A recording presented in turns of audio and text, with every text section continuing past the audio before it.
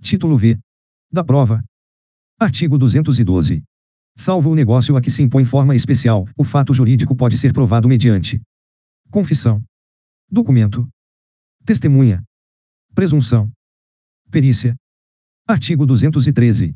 Não tem eficácia a confissão se provém de quem não é capaz de dispor do direito a que se referem os fatos confessados. Parágrafo único. Se feita a confissão por um representante, somente é eficaz nos limites em que este pode vincular o representado. Artigo 214. A confissão é irrevogável, mas pode ser anulada se decorreu de erro de fato ou de coação. Artigo 215.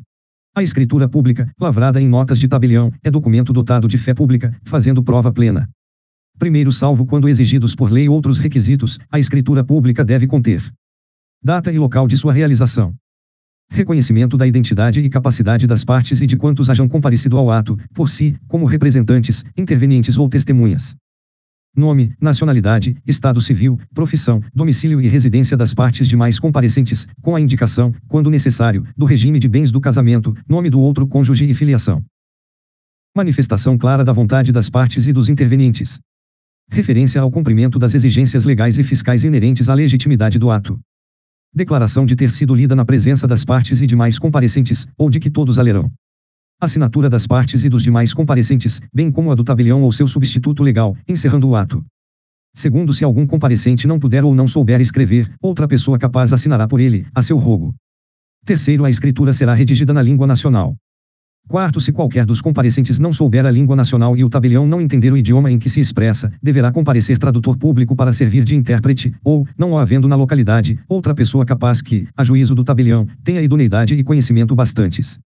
Quinto, se algum dos comparecentes não for conhecido do tabelião, nem puder identificar-se por documento, deverão participar do ato pelo menos 2 testemunhas que o conheçam e atestem sua identidade. Artigo 216. Farão a mesma prova que os originais as certidões textuais de qualquer peça judicial, do protocolo das audiências, ou de outro qualquer livro a cargo do escrivão, sendo extraídas por ele, ou sob a sua vigilância, e por ele subscritas, assim como os traslados de autos, quando por outro escrivão concertados. Artigo 217.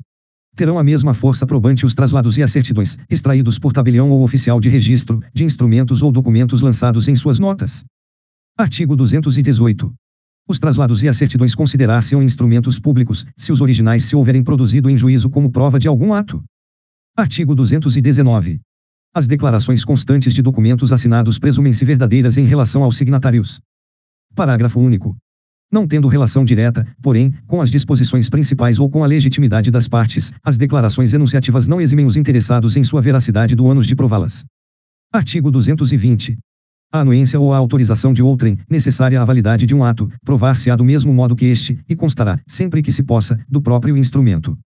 Artigo 221. O instrumento particular, feito e assinado, ou somente assinado por quem esteja na livre disposição e administração de seus bens, prova as obrigações convencionais de qualquer valor, mas os seus efeitos, bem como os da cessão, não se operam, a respeito de terceiros, antes de registrado no registro público. Parágrafo único. A prova do instrumento particular pode suprir-se pelas outras de caráter legal. Artigo 222.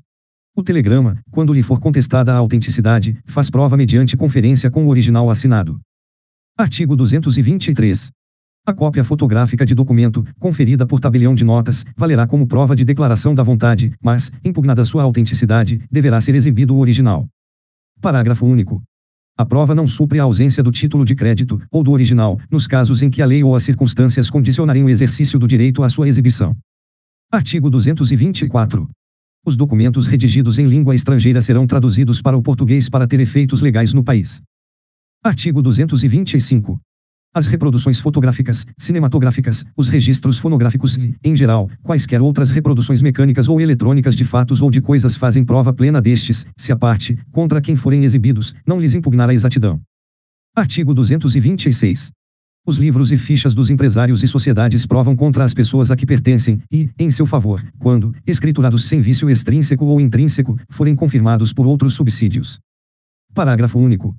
A prova resultante dos livros e fichas não é bastante nos casos em que a lei exige escritura pública, ou escrito particular revestido de requisitos especiais, e pode ser ilidida pela comprovação da falsidade ou inexatidão dos lançamentos. Artigo 227. Revogado. Parágrafo único. Qualquer que seja o valor do negócio jurídico, a prova testemunhal é admissível como subsidiária ou complementar da prova por escrito. Artigo 228. Não podem ser admitidos como testemunhas os menores de 16 anos, o interessado no litígio, o amigo íntimo ou o inimigo capital das partes, os cônjuges, os ascendentes, os descendentes e os colaterais, até o terceiro grau de alguma das partes, por consanguinidade ou afinidade. Primeiro, para a prova de fatos que só elas conheçam, pode o juiz admitir o depoimento das pessoas a que se refere este artigo. Segundo, a pessoa com deficiência poderá testemunhar em igualdade de condições com as demais pessoas, sendo-lhe assegurados todos os recursos de tecnologia assistiva. Artigo 229. Revogado. Artigo 230. Revogado. Artigo 231. Aquele que se nega a submeter-se a exame médico necessário não poderá aproveitar-se de sua recusa. Artigo 232. A recusa à perícia médica ordenada pelo juiz poderá suprir a prova que se pretendia obter com o exame.